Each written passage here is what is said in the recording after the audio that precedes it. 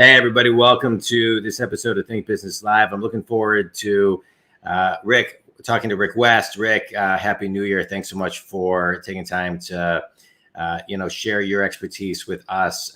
Just to give everybody a quick background on you, Rick, you have co-founded multiple startups. So I'm looking forward to diving into that, including the Northstar Partnering Group, CORE4 Research. I think it's pronounced JOYN, and most recently, Field Agent. You're a mentor, you're a speaker into the entrepreneurial community, board member, and you've just done a ton of great things. And I'm looking forward to talking with you. You before we went online, you were saying that your business, Field Agent, is doing mystery shoppers and things of that nature. And it took me back to I'm in Michigan. I grew up in Farmington Hills, and there was a place called Tally Hall. And it was like this place with like 100 different restaurants. And in it was a mystery shopping place. And every so often I would get chosen, and you would go in and you would chew a bunch of pieces of gum and tell them what you liked, or drink a couple different sodas, and they'd give you $100, And so, that's great. And for me, when I was in high school, that was a lot. I mean, that was a lot. It still is a lot of money. I'm not saying money. But in high school, it's a ton of money, So it was great. So, give everybody, you do such interesting things. I want to get to know you. I want to get to know your business, but tell the Think community a little bit of, the 1 minute version of your business as a Field Agent. Yeah. So for most people listening today, so first of all, John, thanks for having me today. Really look forward to spending some time. But there's two practical pieces of our business. There's the user part. If you download our app, I'm one of the few guests on your podcast to pay people cash today. Okay, which is a rarity, right? Yeah. You download it, and we pay people to sample product exactly the way you described it. You can order it online, or you could buy something in a store. While you're shopping, you can take pictures of displays or pricing, really capture information, and all that information happens on your phone.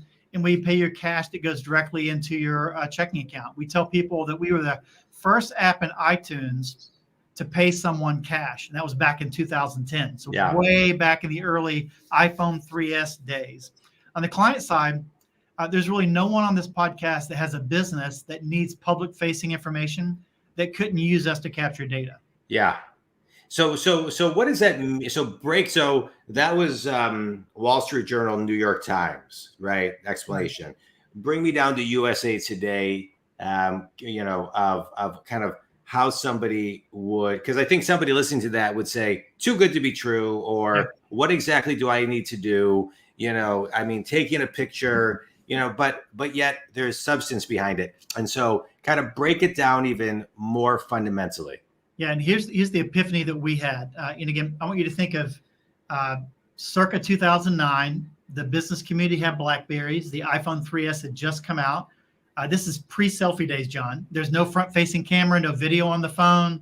People forget that was only 10, 12 years ago. Yeah. And the epiphany we had was that we felt that everyday people could capture photos and information better than professionals and get truth as opposed to opinion that I'm going to tell you what I think you wanted to hear. Yeah. And it came out to be true, John, is that while you're shopping, and I asked you the question, well, what do you think about that display?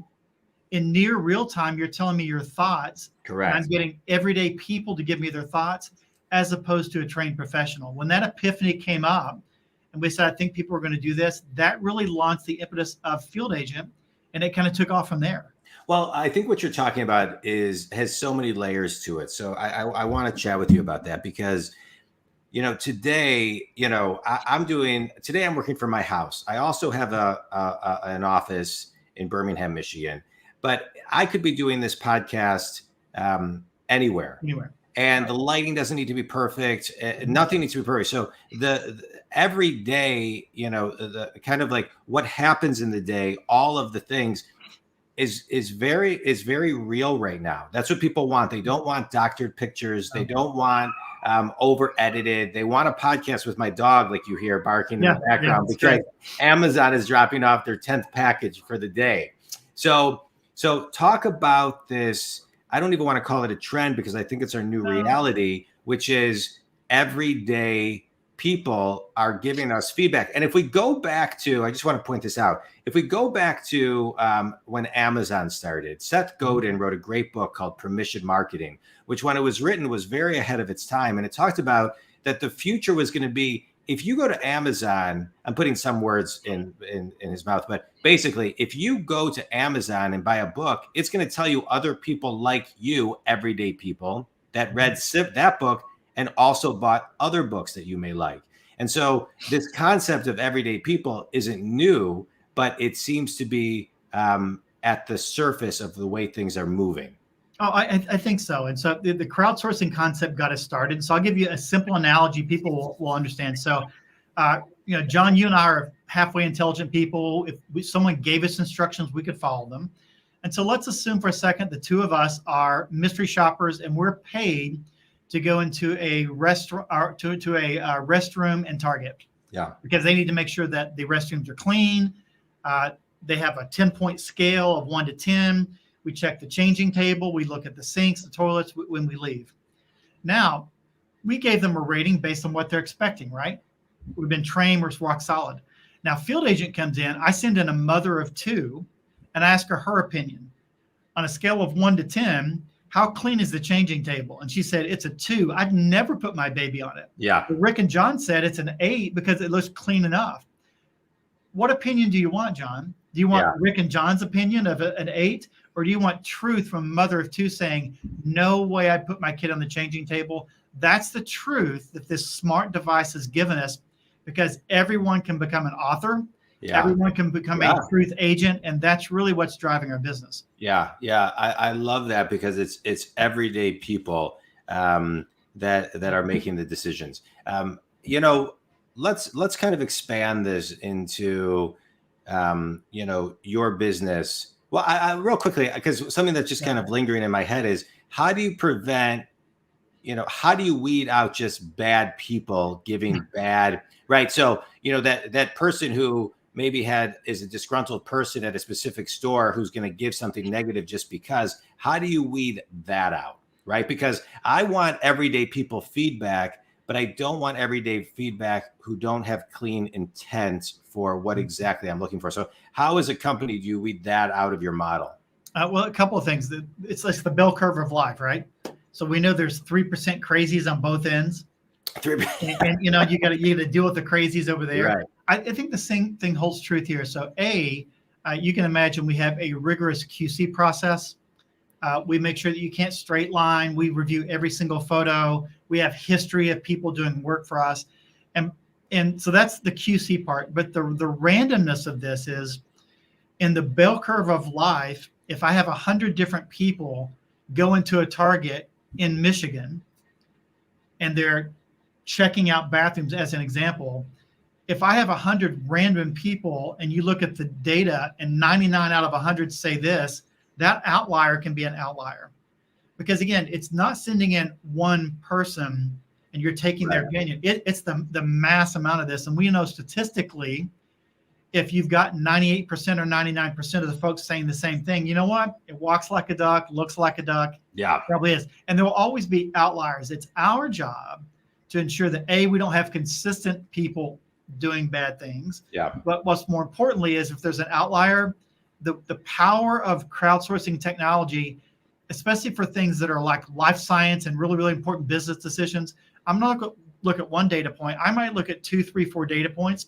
And because I'm crowdsourcing, I can get that near real time. And B, the cost is inconsequential compared to what cost would require for Rick and John to be trained to send us to do the same thing. Yeah. All right. So good. Redundancy is key.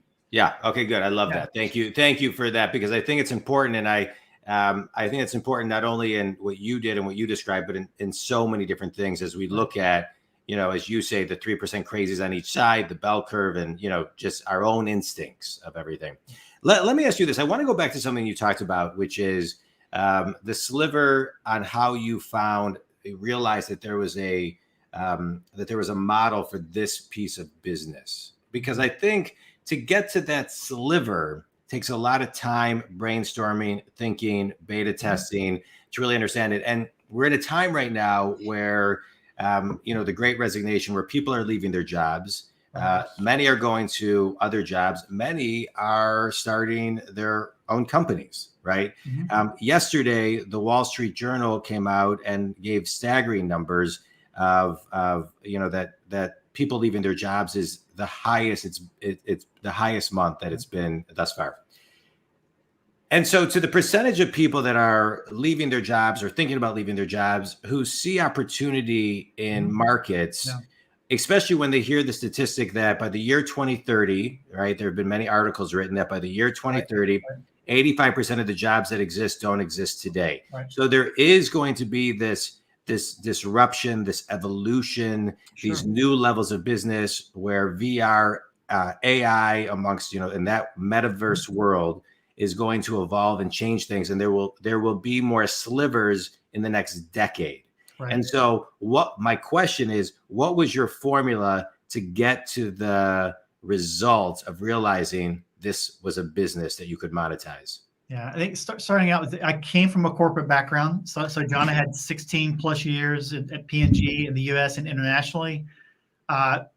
Started my entrepreneurial journey. At one point in time, I'm managing 5 LLCs. I mean, just the craziness of being an entrepreneur.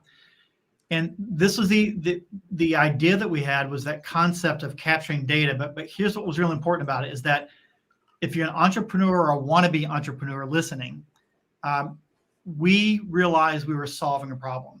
And that's the only coaching someone takes from this talk we're having today, is that if you can truly solve a problem, you've got something. So that was correct. We knew we were solving a problem. But how did you, and I agree with you 100%, how did you recognize the problem? Okay. And so the problem we're having is that we were doing research. We had a shopper marketing firm and a shopper research firm.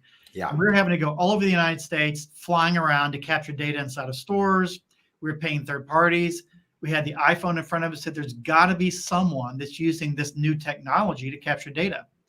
And there wasn't. And we said, John, we're going to be like those people that said, hey, I invented Instagram, but I was too busy. Yeah. And you're at a party, the guys are like, yeah, well, they roll their eyes. So we can't be those guys. Yeah. And so once we started down that path of working nights and weekends again while we're running these other companies, we realized this was going to be an interesting tool for us, but we weren't ready to drop everything and scale Field Agent. This was going to be an interesting business tool, again, solving our problem. Within 3 or 4 days, tens of thousands of downloads, it just took off like a rocket. I realized for the first time in my life that I could scale a business without Rick being in the boardroom. All the other businesses like, well, hey, we could do that, but where's Rick? Yeah. Or my co-founder, where's Henry? Well, we'll reschedule next week until Henry can be there, Rick can be there. With this, they're like, Rick who? This Field Agent thing. So I knew I could scale it. Yeah. And I had this really, really good advice, probably 2 or 3 weeks into an entrepreneurial journey. And this guy's named Dr. Stephen Graves, fantastic guy. And he said, here's my business advice to you. You're only as good as an entrepreneur as you invoice and collect. If you can't invoice and collect, you are working on an expensive hobby. Correct. And what we found out, John, was when we started rolling out Field Agent, it was the easiest invoicing and collection process we've ever had. People were willing to pay, wanted to do it. The scale happened, and we knew that we had something. Solved a problem, and people were willing to pay for it, and we could scale it. Yeah. You are only as good as you invoice and collect. If you can't do that, it's just an expensive hobby. And that's for the entrepreneurs listening, is like, hey, well, wait a minute. I've got a great product or a service. My wife says it's cool. My partner says it's amazing. My friends say it's also really great. Everyone tells you your baby's beautiful. And you've got this baby. And then I asked the question, well, have you tried to sell to anyone else? Well, no, that's why I'm raising money. So I can go, whoa. Yeah, I couldn't agree more. Complete strangers. Yeah. And if they're willing to pay you for it, well, no one's paid me yet, but it's a great idea. All my friends tell me so. I said, man, that's an expensive hobby. Don't do it. I love it. I love it. It's a great thing to move into a speed round. Favorite book and why? Oh, gosh. I'd have to go, because of my background, Hillbilly Elegy. I never heard of that book. Oh, come on. Hillbilly Elegy, J.D. Vance wrote the book. A movie came out that Ron Howard produced last year. It's the culture of Eastern Kentucky, Appalachia, and how you take culture with you throughout your life and how that stays with you regardless of the amount of changes you make. And I'm a hillbilly from Appalachia. So John, you're probably one of the first hillbillies on your show. And what I realized in reading that book is that what comes with you, again, as you grow, that culture, that cradle to 18 made you, really stays with you. And I found that so true in my life. And then I would probably say, if I had to go on the business side. Wait, and the business is called, the book is Hillbilly Elegy? Hillbilly Elegy. By J.D. Vance. J.D. Vance, yep. And it says it's a memoir of a family and culture in crisis. So it's a memoir? It's a memoir of his, true story of him. Uh-huh. Yeah, it became famous during the Trump-Clinton election because they're trying to figure out how the Rust Belt was thinking. And they said, gosh, the culture of this book. And he became famous from writing that book. He's now a VC guy working with Steve Case and running for office in Ohio. So really? Great scenario. And then I've seen some of the books you've read, obviously, you're pushing out. I'm a huge Simon Sinek fan. Yeah, I love Simon. Listen, The Power of Why, you can read it over and over and over again. Yeah. Most people I coach, I take them down that path. And if they can't create that why, how, and what, they haven't thought hard enough. And so that's my go-to book. Yeah, The Infinite Game is great. The Infinite Game is great too. Yeah. You've given a lot of really good pieces of wisdom. One's on the screen right now. But what's another piece of wisdom, great piece of wisdom that you've received? Yeah, I think from a very practical standpoint, and again, this is Rick, the way Rick is growing up. And I think that success most often follows the path of relationships. Yeah. Okay. And so I can look at my upbringing as a young kid, throughout college, my earlier professional career, is that relationships got me my jobs. I've never applied for a job, sent in a resume. It's always been a referral for all throughout my career. Yeah. If I look at successes I've had, it's all relationships, whether it's my family, my faith, the community I'm in. Yeah. And so I'm just coaching folks is that early on, I completely discounted relationships. I'm smart enough. I can work hard if I work hard enough. But John, think about relationship. It's all about relationships. And so that's really held true for me. Yeah. As a business coach, I'm always talking about with my clients, whether it's a solopreneur, a fortune company, any role of somebody I'm coaching, the importance of building relationship capital never stops. Right. And the ability to open up your network is critical. And it's all about relationships. It's great. My last question, Rick, finish this sentence. If I am an entrepreneur, but haven't been entrepreneurial yet, the first step on my entrepreneurial journey should be solving a problem. Okay. It is solving a problem because just to go create another shiny object. Listen, you and I both know as an entrepreneur, the worst thing you can do is to leave your rails and chase shiny objects. Yeah. I'm like, listen, if you're solving a problem, stay within that lane. So creating a lane for yourself and going deep in that lane is really, really smart because if you're just this very broad guy, you're not going to be an entrepreneur. You're just going to be a fun guy to hang out with and tell stories. Yeah. I love it. Rick West, it was a pleasure connecting with you and learning from you today. Tell everybody how they can connect with you. I'm a LinkedIn guy. So listen, Rick West, the field agent guy on LinkedIn is the easiest way to do it. But check out our marketplace. Go to fieldagent.net. Check out the marketplace. Either make some money with us or be able to capture some data by using our marketplace. We'd love to see them do that as well. Great. Hey, I can't thank you enough. Thank you so much for your time, your energy, everything today. Happy New Year. May 2022 be an incredible year for you, your family, your business. Then community, if Rick can help you, please reach out. And thanks, everybody. Rick, thanks so much. I appreciate it, John. And this relationship, it's going to be a long-term one, man. So I agree. Thanks, Rick. Yeah.